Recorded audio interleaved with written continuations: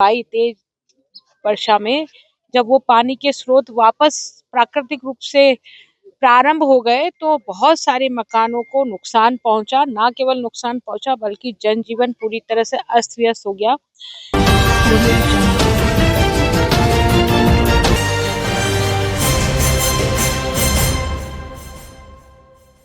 जी ma'am, देखिए,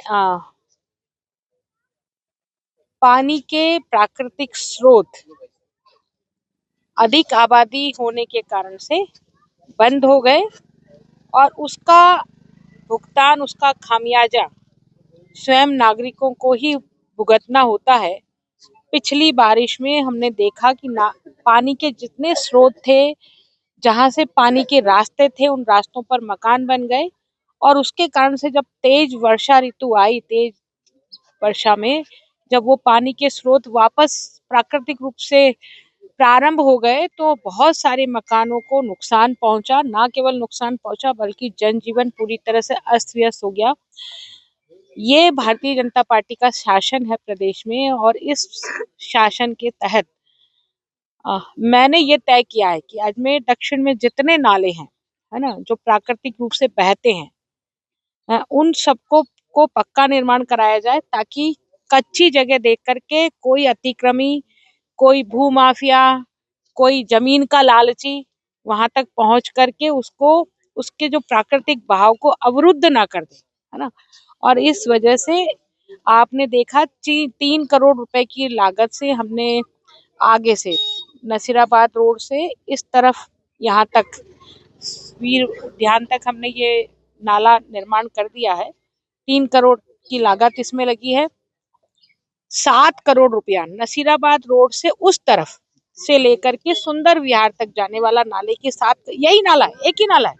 7 करोड़ लागत उस पे लगी है, 3 करोड़ इसमें लगी है, 10 करोड़ तक अभी हम लगा चुके हैं। आने वाला ये जो शिलान्यास हमने किया है, यहाँ से ये नाला पुनः निर्माण कार्य शुरू का, नाला तो है ही, हम नाले का निर्माण नहीं कर रहे हैं, हम जो निर्माण है नाले का, उस नाले को 4 दीवारी से बांध रहे हैं कि ये नाले है भाई, इस नाले के अंदर मत बैठ जाना कोई, है ना। ये नाले को लेकर के यहाँ से लेकर के खानपुरा तक, जहाँ जिस तालाब में ये नाला मिलता है, खानपुरा के तालाब में ये नाला जाकर के मिलता है, वहां तक इसका निर्माण कार्य 4 करोड़ रुपए की लागत से अजमेर विकास प्राधिकरण द्वारा होने जा रहा है। जो भी अजमेर के नागरिक मेरी बात सुन रहे हैं या भूमि का कारोबार करने वाले जो मेरी बात सुन रहे हैं, उनसे मेरी हाथ जोड़ के विनती है, प्रार्थना है कि कम से कम ये जो जल संरचनाएं हैं उनको तो कम से कम बख्श दे, उनकी सफाई के मार्गों को छोड़ दें। मैंने अक्सर देखा है एस्केप चैनल पर भी और यहाँ पर भी, आप देखिएगा ये नाले की दीवारें हमने बना दी है ना। अब जिसके दीवार के पास में मकान है वो धीरे धीरे अपनी बाउंड्री वॉल कसकाता नाले की जो दीवार है उसके ऊपर से ही अपना मकान चुनना शुरू कर देगा, है ना। वो ये भूल जाते हैं कि ये जमीन जायदाद सब हम यहीं छोड़ करके जाने वाले हैं, कोई लेकर के नहीं जाने वाला, परंतु पूरी जनता को परेशान इससे होगी है, क्योंकि सफाई नहीं होगी फिर नालों की, नाले तक जाने के लिए सफाई कर्मचारियों को कोई रास्ता नहीं मिलेगा और वो सफाई नहीं कर सकेंगे। इसलिए मेरी आम जन से ये अपील है, आप सब चैनलों के माध्यम से कम नालों की जगह छोड़ दें। एस्केप चैनल की दीवार पर लोगों ने मकान बना दिया है, उसकी सफाई करने का कोई विकल्प नहीं बचा है और उसके कारण से एस्केप चैनल जब ओवरफ्लो होती है तो सड़क के ऊपर से पानी बहता है और लोगों को परेशानी होती है।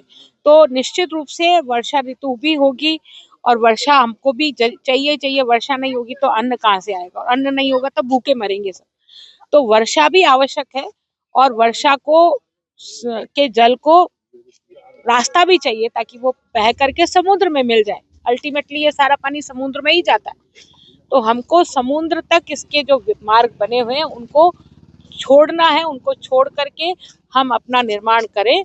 तो मेरी यही अपील है। निश्चित रूप से हम पक्के जो नाले कर रहे हैं उसके पीछे भी मंतव्य यही है कि किसी प्रकार से अतिक्रमण ना हो नालों के ऊपर और नाले सुरक्षित रह जाए।